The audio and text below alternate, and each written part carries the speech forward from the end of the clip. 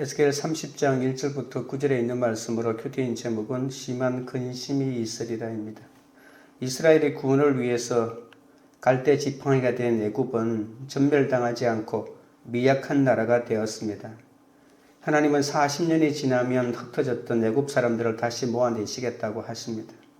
하지만 강대국이 되어서 교만해진 애굽을 본래의 작은 나라로 되돌려 놓으시겠다고 하는 거죠.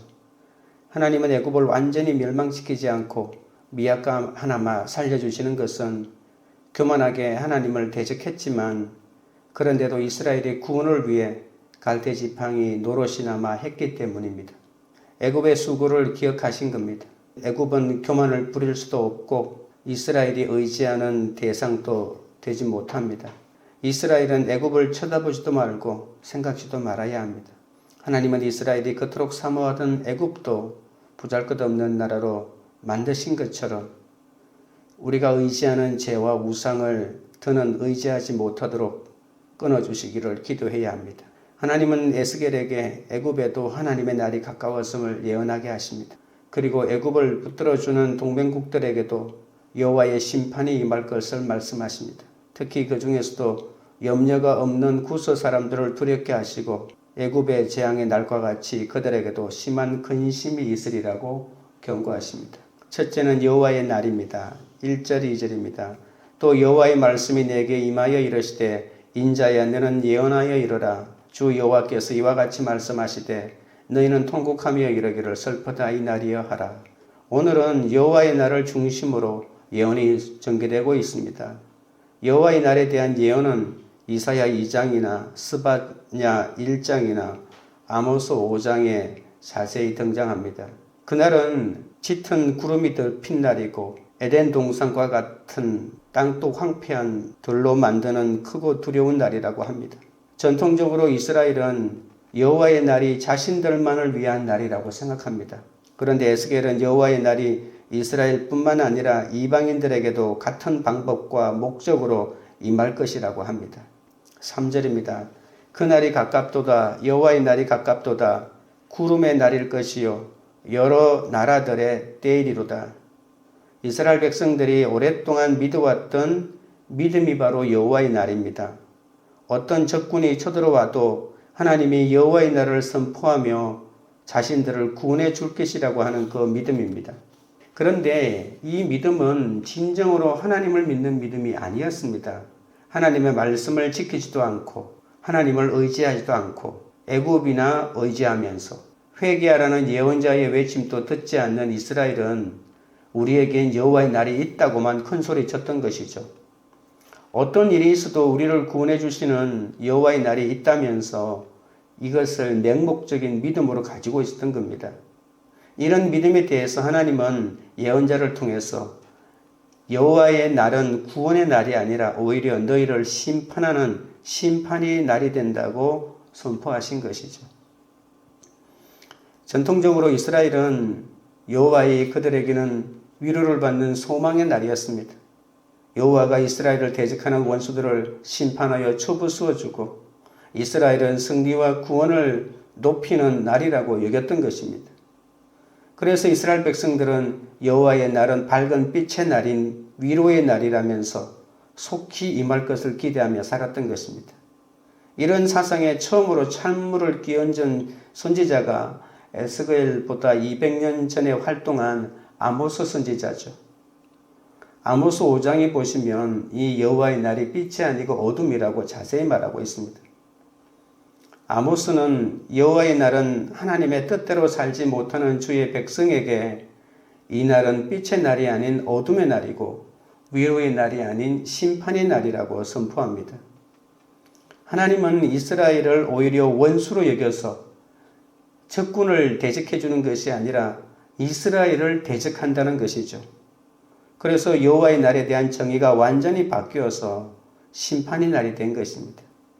이제 에스겔은 이 이미지를 이방 나라의 상징이라고 할 수 있는 애굽에 그대로 적용합니다. 원래 여호와의 날에 대한 언급은 이스라엘에 대해서만 언급했거든요. 그런데 오늘 본문에서 애굽에 대해서 이렇게 언급하고 있다는 것입니다. 공평하신 하나님이 여호와의 날은 주의 백성뿐만이 아니라 이방인들에게도 그대로 적용하면서 어둠의 날이라고 하는 겁니다. 하나님의 뜻대로 살지 않으면 주의 백성이든 이방 백성이든 가릴 것 없이 하나님의 심판을 피할 수 없다는 하나님의 단호한 의지를 우리가 읽을 수가 있습니다. 애굽도 이제 여호와의 날이라는 이스라엘과 같은 운명에 처합니다. 우리는 우상을 섬기는 애굽의 강성함과 또 악인의 형통함, 부유함을 보고서 그들에게는 고난도 재앙도 없다고 말하곤 합니다. 하지만 하나님은 그 날이 가깝다고, 여호와의 날이 가깝다고 하시면서 먼저 경고의 말씀을 주시고 우리가 스스로 죄를 깨달아 악에서 돌이키기를 촉구하시는 것이죠. 아모스가 여호와의 날이 임할 것이라고 강력하게 경고한 후에 한동안 이스라엘 사람들은 여호와의 날에 대해서 두려워했습니다. 그러나 선지자들이 경고한 여호와의 날이 지연되자 하나님은 여호와의 날이 임할 가능성이 없다고 생각했던 것이죠. 예언이 이루어지지 않는 예언자를 우리는 거짓 예언자라고 하잖아요. 그런데 여호와의 날이 임하여 너희들은 다 죽을 것이라고 예언했는데 200년이 넘도록 제대로 이루어지지 않으니까 봐, 이거 거짓말이다 라고 이렇게 하면서 여호와의 날을 예언하는 선지자들을 비웃기 시작했던 것이죠. 그런데 오늘 에스겔은 다시 한번 여호와의 날이 곧 임할 것이라고 말하는 것이죠. 선지자가 여호와의 날이 가까이 왔다는 것은 회개하라는 말이죠. 예언자가 심판을 촉구하는 것은 이 회개에 대한 촉구와 맞물려 있다고 봐야 됩니다. 하나님의 진노가 임박하였으니 마지막 희망은 이제 회개밖에 없다는 것이죠. 그런데도 회개는 하지 않고 우리에게 여호와의 날이 있어.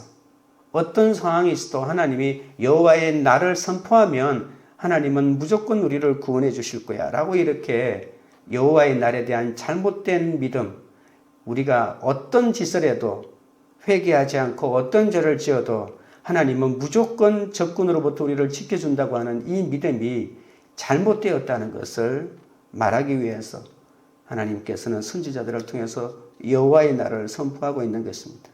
이스라엘이 이럴진데 애굽은 말해 무엇하겠습니까? 하나님의 경고는 나를 정죄하고 심판하여 버리시겠다는 선언이 아니라 나의 죄를 깨닫고 스스로 돌이켜 회개하기를 원하시는 하나님의 뜨거운 사랑인데 이 마지막 사랑마저 버린다면 우리에게는 영원토록 희망이 없을 것입니다. 적용 질문 드립니다. 죄에서 돌이키기를 촉구하시는 하나님의 경고 앞에 내가 회개해야 할 죄악은 무엇입니까? 둘째는 애굽과 동맹국들의 임할 심판입니다. 사질입니다. 애굽의 칼이 임할 것이라. 애굽에서 죽임당한 자들이 엎드러질 때에 구스에 심한 근심이 있을 것이며 애굽의 무리가 잡혀가며 그 터가 흘릴 것이요. 여호와의 날은 심판의 날입니다. 그런데 그 심판이 어떻게 이루어질지를 이제 보여주는 거죠. 그날이 되면 여호와께서는 애굽뿐만이 아니라 온 열방을 심판한다고 하십니다. 이스라엘은 이러한 상황에 그저 좋아만 할 수는 없죠. 왜냐하면 그들도 심판의 대상이기 때문입니다. 하나님은 이제 이방이나 이스라엘 가릴 것 없이 심판을 하시겠다고 하는 것이죠.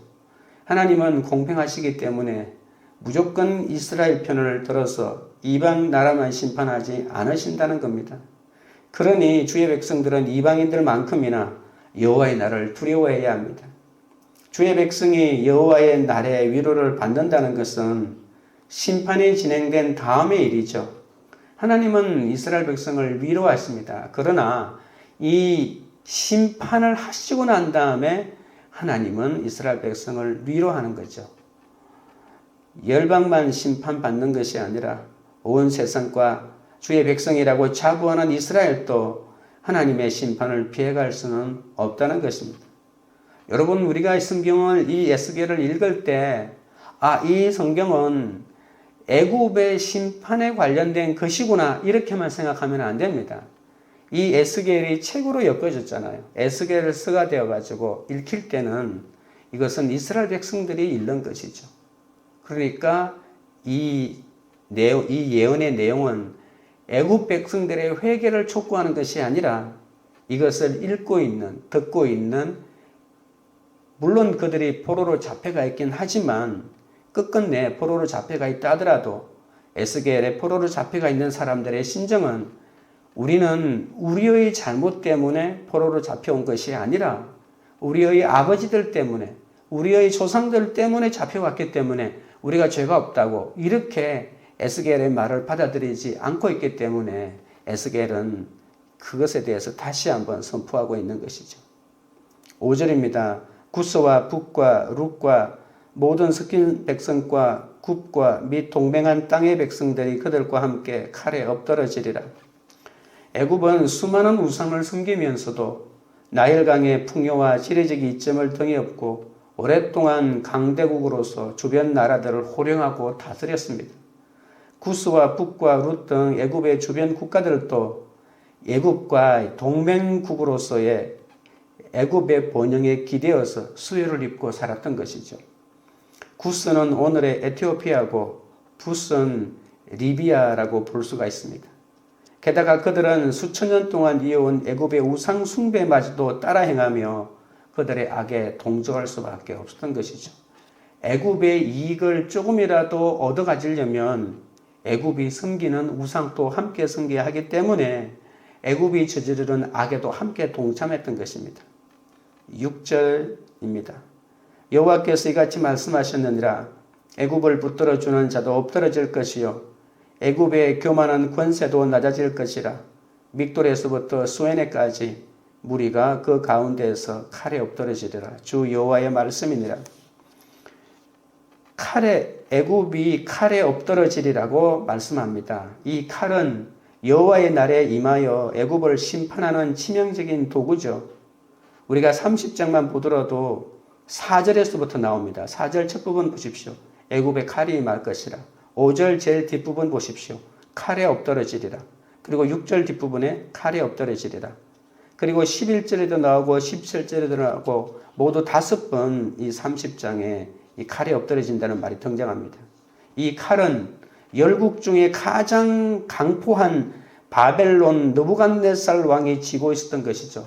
그러니까 이 칼은 구체적으로 느부갓네살이 휘두르는 칼이라고 말할 수가 있습니다. 이는 그 심판이 얼마나 강렬하고 비참한지를 보여줍니다. 그 칼은 바로와 애굽 백성뿐 아니라 믹돌에서부터 수에네까지 애굽을 붙들어주는 모든 자에게 가해질 것입니다. 애굽의 군사적인 패배와 약탈뿐만 아니라 애굽과 동맹을 맺었던 동맹국들도 멸망당하는 심판입니다. 이 심판으로 애굽의 모든 우상과 견고한 성과 성읍들도 멸망합니다. 그래도 애굽이 다시 일어나 우리를 도와줄 거라는 이웃 나라들은 그들이 가지고 있는 소망이 완전히 사라질 만큼 애굽의 지정학적인 모든 권세는 산산조각이 날 것입니다. 이 칼의 심판은 부요함과 교만함에 취해 하나님이 받으실 영광을 가로채고 악한 길에 서 있는 애굽뿐만이 아니라 그와 함께한 동맹국들마저도 심각하게 임한다는 사실을 우리는 명심해야 합니다. 나도 그들처럼 세상의 부강함을 자랑하며 하나님의 영광을 가로채는 악한 애굽에 동조하고 있지는 않는지 날마다 말씀으로 나 자신을 돌아보아야 하는 거죠. 적용 질문 드립니다. 내가 붙들어주고 동조하고 있는 애굽의 교만한 권세는 무엇입니까? 내가 기대고 의지하는 세상 자랑은 무엇입니까? 셋째는 염려 없는 구스 사람입니다. 7절 8절입니다. 황폐한 나라들 같이 그들도 황폐할 것이며 사막이 된 성읍들 같이 그 성읍들도 사막이 될 것이라. 내가 애굽에 불을 일으키며 그 모든 돕는 자를 멸할 때에 그들이 나를 여호와인 줄 알리라. 애굽을 따랐던 동맹국들은 뿔뿔이 흩어지고 불에 타 폐허가 되고 만다고 합니다.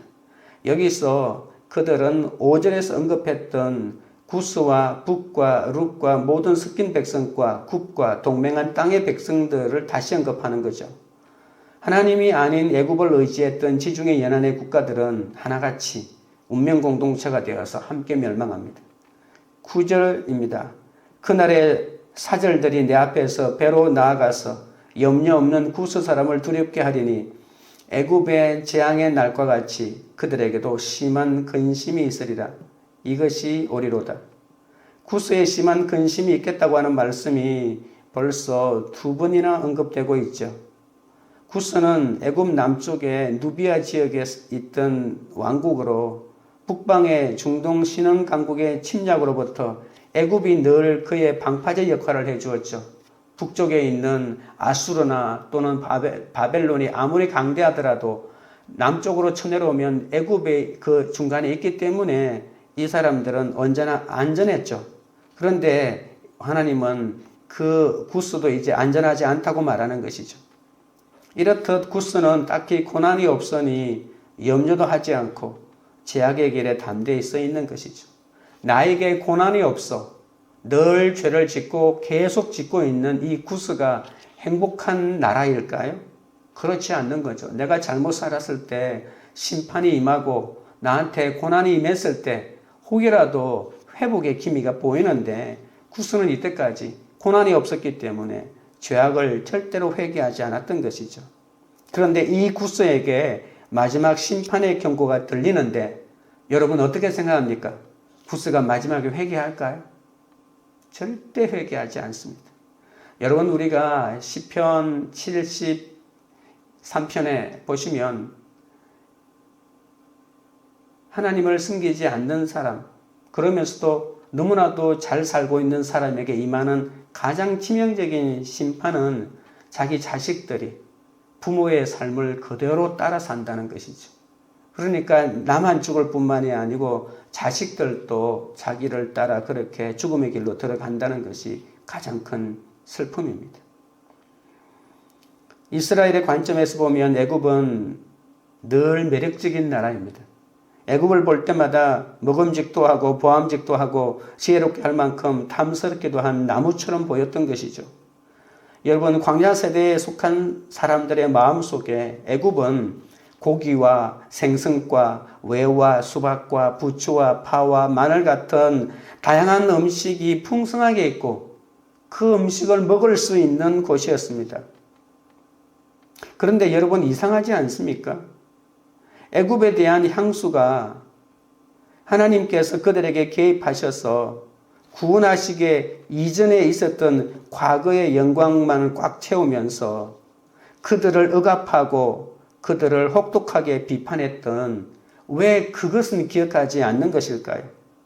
그러니까 이스라엘 백성들은 고기도 먹고 여러 가지 감미료 이런 조미료를 넣어서 음식도 먹었지만 그들이 진짜 기억해야 되는 것은 혹독한 감독의 채찍을 맞으면서 강제 노동을 했지 않습니까? 그러면 그걸 기억해야죠. 애굽하면 그걸 기억해야 되는데 그건 기억하지 않고 그래 애굽에 그 감미로운 조미료를 쳐가지고 우리가 음식을 먹었지 이것만 생각하는 것입니다. 얼마나 감각적입니까? 억압과 노역에서 얻은 해방은 가볍게 여기고 혀를 즐겁게 해주던 그 감미로움에만 정신이 팔려 있는 것이죠. 애굽이 가지고 있었던 위협은 그 이후로도 계속되었습니다. 여러분 이스라엘의 역사를 한번 살펴보십시오. 아브라함도 천신만고 끝에 약속의 땅인 가나안에 도착하지 않았습니까? 먹을 것이 없었죠. 아브라함은 두말하지 않고 남쪽으로 애굽으로 내려갔습니다. 순종의 길은 그다지도 어려웠는데 애굽으로 내려가는 길은 마음만 먹으면 언제나 손쉽게 할 수 있는 열려 있는 길이었습니다. 여러분 이스라엘의 왕조가 시작했을 때도 마찬가지입니다. 틈만 나면 애굽을 의지하고 틈만 내면 애굽으로 달려갔던 것이죠. 그럼 오늘날 우리는 그러면 안 그럴까요? 우리도 마찬가지입니다. 왜냐하면 이 세상에는 너무나도 매력적인 것들이 절비하기 때문입니다. 우리에게 안전을 주고 성공을 주는 손쉬운 길이 바로 애굽이 제공해 주고 있다고 생각하기 때문에 우리는 그 우상들을 마음 놓고 섬기는 거죠. 교회를 다니면서도 섬기고 법적인 절차를 피할 수만 있다면 우리가 못할 것이 무엇이 있겠습니까? 그러니까 예수를 믿어도 이렇게 믿고 살아가고 있는 것이죠. 이런 유혹이 목회자들에게는 안 찾아오는 줄 아십니까? 더 많은 사람이 당신의 메시지를 들을 수 있는 더 큰 교회로 가서 더 많은 사람 앞에서 설교할 수 있다면 당신 또 위대한 일을 할 수 있을 것이라는 이 유혹이 하나님의 말씀처럼 들리면서 그런 길을 얻는 데를 수없이 손을 내밀어 붙잡고자 하는 것입니다. 우리가 애굽과 운명 공동체가 되면 애굽은 정말 우리에게 안전과 성공을 약속할까요? 우리가 애굽과 동맹을 맺는 순간 애굽은 자신의 민낯을 드러낼 것입니다. 그게 뭐냐고요?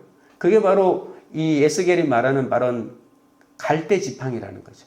우리가 짚고 있는 것이 바로 상한 갈대 지팡이라는 거예요. 그것이 정말 하나님께서 시편 23편에서 말해주고 있는 것대로 우리를 안위하시는 그 지팡이와 막대기가 아니라는 겁니다.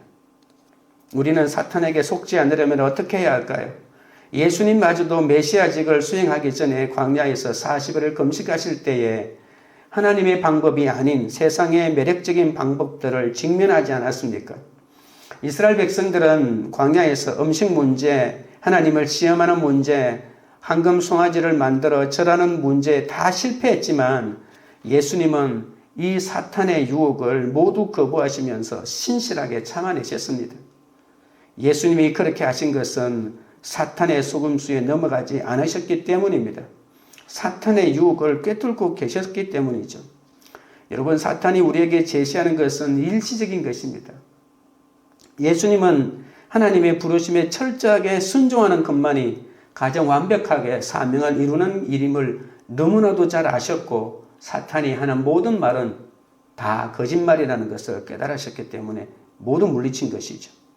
예수님은 이스라엘 백성들을 대신해서 완벽한 순종의 삶을 사시기 위해서 십자가를 기꺼이 마다하지 않고 지셨기 때문에 우리에게 오늘날 구원이 이루어진 것입니다.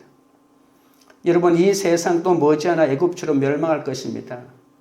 우리가 애굽의 동맹국들처럼 세상과 짝하고 살면 주님의 날이 심판이 느닷없이 덮칠 것입니다. 우리는 주님을 의지할 것인지 상한 갈대 지팡이인 세상을 의지할 것인지 선택해야 합니다. 주를 의지하는 사람은 어떤 심판도 견뎌낼 수 있습니다. 왜냐하면 그리스도께서 우리를 위한 견고한 피난처가 되시기 때문입니다.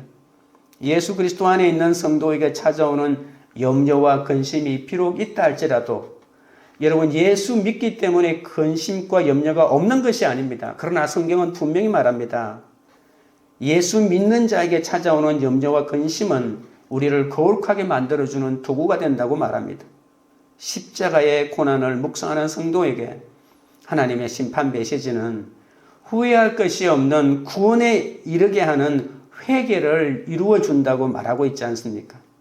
그래서 하나님의 뜻대로 하는 근심이 바로 우리를 참된 그리스도인의 삶으로 인도해 주기 때문에 그리스도인은 근심이 없는 것이 아니라 우리를 회개로 이끄는, 우리를 거룩으로 이끄는 그 근심이라는 것을 우리가 깨달으면 우리 삶에 버릴 것이 아무것도 없는 것이죠. 지금 질문 드립니다. 염려 없이 살다가 심판을 당하여 심한 근심을 하게 된 적이 있습니까? 도리어 그 근심으로 구원에 이르는 회개를 하게 되었습니까? 기도드리겠습니다. 하나님 아버지, 세상의 것들에 기대고 의지하며 죄악 가운데 염려 없이 지내온 것을 자랑스럽게 여기며 살아왔습니다. 그러나 돌이켜 회개하라고 주신 심판의 소식에는 회개하지도 않고 어찌할꼬 근심밖에 할 줄 몰랐던 이 죄인을 용서하여 주시옵소서. 하나님의 경고는 나를 정죄하고 심판하여 버리시겠다는 선언이 아니라 나의 죄를 깨닫고 스스로 돌이켜 회개하기를 원하시는 하나님의 뜨거운 사랑임을 깨달아 알게 하여 주시옵소서.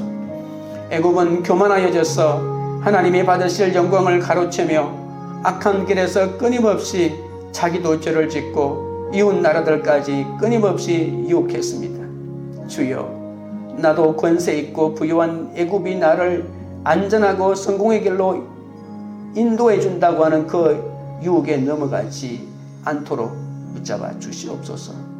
이제는 애굽 동맹국에서 벗어나 세상의 부강함을 자랑하며 하나님의 영광을 가로채는 악한 애굽에 동조하지 않도록 도와주시고 오히려 날마다 말씀으로 나 자신을 돌아보게 하여 주옵소서. 예수 그리스도 안에 있는 성도에게 찾아오는 염려와 근심은 그를 거룩한 삶으로 인도하기 위한 도구라고 하였습니다. 십자가의 고난을 묵상하는 자에게 하나님의 심판 메시지는 후회할 것이 없는 구원에 이르는 회개를 이루게 하신다고 하셨사오니 이제는 나의 모든 근심과 염려가 하나님의 뜻대로 하는 근심이 되어 구원에 이르는 회개를 할 수 있도록 도와주시옵소서. 광교리들 교회가 죄에서 돌이키기를 촉구하시는 하나님의 경고 앞에 회개하는 공동체가 되게 하여 주옵소서. 각자가 붙들어주고 동조하고 있는 애굽의 교만한 권세와 기대고 의지하는 세상의 자랑을 모두 내려놓게 하여 주옵소서. 염려 없이 살다가 심판을 당하는 어리석은 애굽 사람들이 아니라 도리어 구원에 이르는 회개를 이루는 그런 공동체가 되도록 역사하여 주시옵소서. 예수 그리스도 이름으로 기도드리옵나이다. 아멘.